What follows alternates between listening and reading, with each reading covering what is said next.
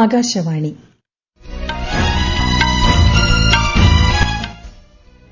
നമസ്കാരം. വാർത്തകൾ വായിക്കുന്നത് സുവർണ.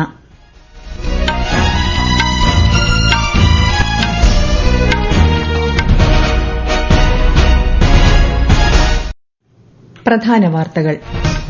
പ്രധാനമന്ത്രി നരേന്ദ്രമോദി ആകാശവാണിയിലൂടെ ജനങ്ങളുമായി ആശയങ്ങൾ പങ്കുവയ്ക്കുന്ന പ്രതിമാസ റേഡിയോ പ്രഭാഷണ പരിപാടിയായ മൻ കി ബാത്ത് ഇന്ന്.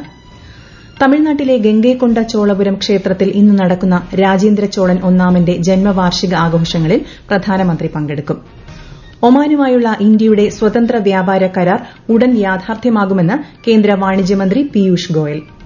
തായ്ലന്റ് കംബോഡിയ അതിർത്തിയിൽ സംഘർഷം തുടരുന്നു. മേഖലയിലെ ഇന്ത്യക്കാർക്ക് സഹായത്തിനായി അതത് എംബസികളുമായി ബന്ധപ്പെടാവുന്നതാണെന്ന് വിദേശകാര്യ മന്ത്രാലയം. കേരളത്തിൽ അതിശക്തമായ മഴ തുടരുമെന്ന് കേന്ദ്ര കാലാവസ്ഥാ വകുപ്പ്. ഇന്ന് 9 ജില്ലകളിൽ മഞ്ഞ ജാഗ്രത. ഫിഡെ വനിതാ ചെസ് ലോകകപ്പ് ഫൈനലിൽ ഇന്ത്യയുടെ കൊനേരു ഹംപിയും ദിവ്യ ദേശ്മുഖും തമ്മിലുള്ള ആദ്യ മത്സരം സമനിലയിൽ. വാർത്തകൾ വിശദമായി. പ്രധാനമന്ത്രി നരേന്ദ്രമോദി ആകാശവാണിയിലൂടെ ജനങ്ങളുമായി ആശയങ്ങൾ പങ്കുവയ്ക്കുന്ന പ്രതിമാസ റേഡിയോ പ്രഭാഷണ പരിപാടി മൻ കി ബാത്ത് ഇന്നു രാവിലെ 11-ന്. പരിപാടിയുടെ 124ാം പതിപ്പാണിത്. ആകാശവാണിയുടെയും ദൂരദർശന്റെയും എല്ലാ ചാനലുകളിലൂടെയും വിവിധ യൂട്യൂബ് ചാനലുകളിലൂടെയും പരിപാടി തത്സമയം ശ്രവിക്കാവുന്നതാണ്. പരിപാടിയുടെ മലയാള പരിഭാഷ തുടർന്ന് കേൾക്കാം.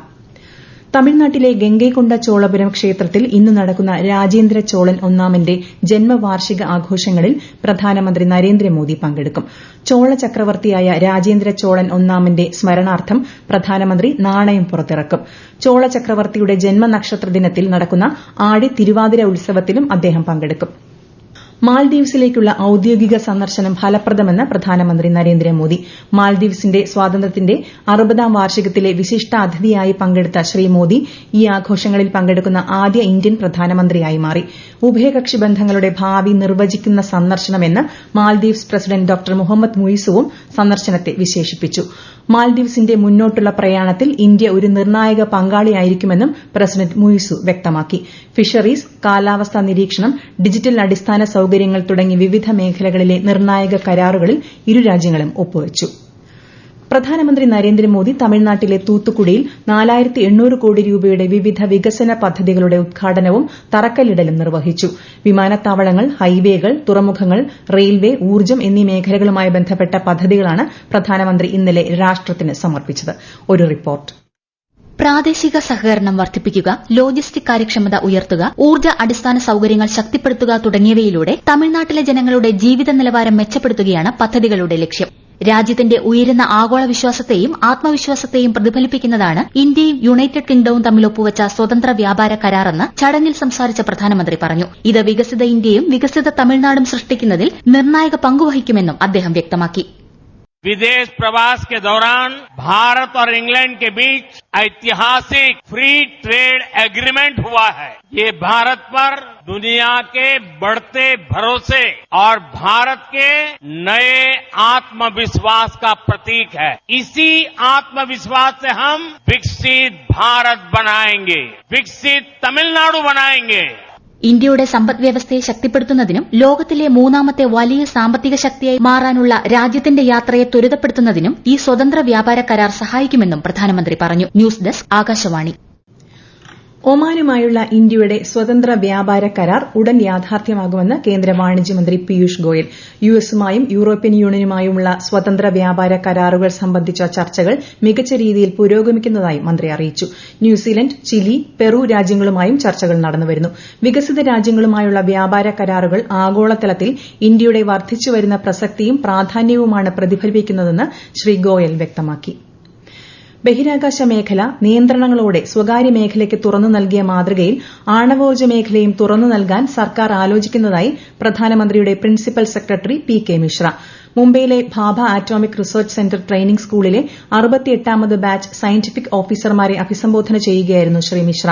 സമയബന്ധിതമായ പൂർത്തീകരണം, ധനസഹായം, സ്വകാര്യ മേഖലയുടെ ശേഷി പ്രയോജനപ്പെടുത്തൽ എന്നിവയാണ് ഇതിലൂടെ ലക്ഷ്യമിടുന്നത്. ആണവോർജ്ജത്തെ ഇന്ത്യയുടെ പ്രധാന ഊർജ്ജ സ്രോതസ്സാക്കി മാറ്റുന്നതിനാവശ്യമായ ചെലവ് കുറഞ്ഞ നൂതനാശയങ്ങൾ മുന്നോട്ട് വയ്ക്കാൻ അദ്ദേഹം ഗവേഷകരെ ആഹ്വാനം ചെയ്തു.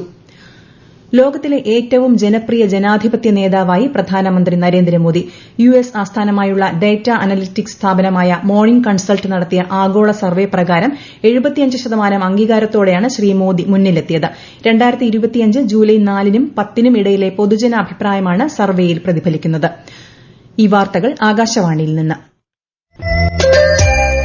ആകാശവാണി വാർത്തകളും വാർത്താധിഷ്ഠിത പരിപാടികളും all India radio news Thiruvananthapuram YouTube ചാനലിലും @all India radio news Thiruvananthapuram Facebook പേജിലും AR News_ തിരുവനന്തപുരം ഇൻസ്റ്റഗ്രാം അക്കൌണ്ടിലും @AR News_TVM X ഹാൻഡിലും ലഭ്യമാണ്. വിദ്യാർത്ഥികളുടെ സുരക്ഷയും ക്ഷേമവും ഉറപ്പാക്കാൻ അടിയന്തര നടപടികൾ സ്വീകരിക്കാൻ കേന്ദ്ര വിദ്യാഭ്യാസ മന്ത്രാലയം എല്ലാ സംസ്ഥാനങ്ങൾക്കും കേന്ദ്രഭരണ പ്രദേശങ്ങൾക്കും നിർദ്ദേശം നൽകി. ദേശീയ സുരക്ഷാ നിയമങ്ങൾ അനുസരിച്ച് കുട്ടികളുമായി ബന്ധപ്പെട്ട സൌകര്യങ്ങളുടെയും സ്കൂളുകളിലെയും നിർബന്ധിത സുരക്ഷാ ഓഡിറ്റുകൾ നടത്തണം. ജീവനക്കാർക്കും വിദ്യാർത്ഥികൾക്കും അടിയന്തര സാഹചര്യങ്ങൾ നേരിടാനുള്ള പരിശീലനം, കൌൺസിലിംഗ് എന്നിവ നൽകണം. ശിക്ഷാ സംസ്കൃതി ഉത്ഥാൻ ന്യാസിന്റെ 2 ദിവസത്തെ ജ്ഞാനസഭ ഇന്ന് തുടങ്ങും. എറണാകുളം ഇടപ്പള്ളി അമൃത ആശുപത്രി അങ്കണത്തിൽ നടക്കുന്ന ജ്ഞാനസഭയിൽ രാജ്യത്തെ വിവിധ സർവകലാശാലകളുടെ വൈസ് ചാൻസലർമാർ, വിദ്യാഭ്യാസ മന്ത്രിമാർ, കേരളത്തിലെ പ്രമുഖ വിദ്യാഭ്യാസ വിദഗ്ധർ, വിദ്യാഭ്യാസ സ്ഥാപനങ്ങളുടെ മേധാവികൾ എന്നിവർ പങ്കെടുക്കും. 200 വൈസ് ചാൻസലർമാർ പങ്കെടുക്കും. സംസ്ഥാനത്ത് അതിശക്തമായ മഴ തുടരുമെന്ന് കേന്ദ്ര കാലാവസ്ഥാ വകുപ്പ്. ഇന്ന് 9 ജില്ലകളിൽ മഞ്ഞ ജാഗ്രത. എറണാകുളം, ഇടുക്കി, തൃശൂർ, മലപ്പുറം, പാലക്കാട്, വയനാട്, കോഴിക്കോട്, കണ്ണൂർ, കാസർഗോഡ് ജില്ലകളിലാണ് ജാഗ്രത. ശക്തമായ കാറ്റിനും സാധ്യത. കേരള തീരത്ത് മത്സ്യബന്ധനത്തിന് വിലക്കേർപ്പെടുത്തി. മലയോര മേഖലകളിലും ജാഗ്രതാ നിർദ്ദേശം. കണ്ണൂർ ജില്ലയിൽ കനത്ത മഴയിലും കാറ്റിലും വ്യാപകമായ നാശനഷ്ടമാണുണ്ടായത്. ഇന്നലെ 2 മരണവും ഉണ്ടായി. വിശദാംശങ്ങളുമായി ആകാശവാണി കണ്ണൂർ ജില്ലാ പ്രതിനിധി KO ശശിധരൻ. കോളയാട് പെരുവയിൽ വീടിന് മുകളിൽ മരം വീണ് വയോധികനും പാലക്കോട് ഫൈബർ ബോട്ട് മറിഞ്ഞ് മത്സ്യത്തൊഴിലാളിയുമാണ് മരിച്ചത്. പാലക്കോട് മറ്റൊരപകടത്തിൽ തോണി മറിഞ്ഞ് കാണാതായ ആളിനായുള്ള തെരച്ചിൽ ഇന്നും തുടരും. കഴിഞ്ഞ 2 ദിവസത്തിനിടെ മരം വീണ് 75-ലധികം വീടുകൾക്ക് കേടുപറ്റി. കാർഷിക മേഖലയിലും വലിയ നാശനഷ്ടമുണ്ടായി. ഇന്ന് രാവിലെ മുതൽ മഴയുടെ തീവ്രത കുറഞ്ഞു. ആറളം ഫാമിൽ വെള്ളം കയറിയതിനെ തുടർന്ന് മാറ്റിപ്പാർപ്പിച്ച 17 കുടുംബങ്ങൾ വീടുകളിലേക്ക് മടങ്ങി. പഴശ്ശി ഡാമിന്റെ 16 ഷട്ടറുകളിൽ 13 3 മീറ്റർ ഉയർത്തി. ജില്ലയിലെ ക്വാറികളുടെ പ്രവർത്തനം നിർത്തിവയ്ക്കാൻ ഉത്തരവ് നൽകിയിട്ടുണ്ട്. എല്ലാ വിനോദസഞ്ചാര കേന്ദ്രങ്ങളിലേക്കുമുള്ള പ്രവേശനവും നിരോധിച്ചു. വയനാട് തലപ്പുഴ മക്കിമലയിൽ വനത്തിൽ മണ്ണിടിച്ചിലുണ്ടായതായി സംശയത്തെ തുടർന്ന് 10ഓളം കുടുംബങ്ങളെ മാറ്റിപ്പാർപ്പിച്ചു.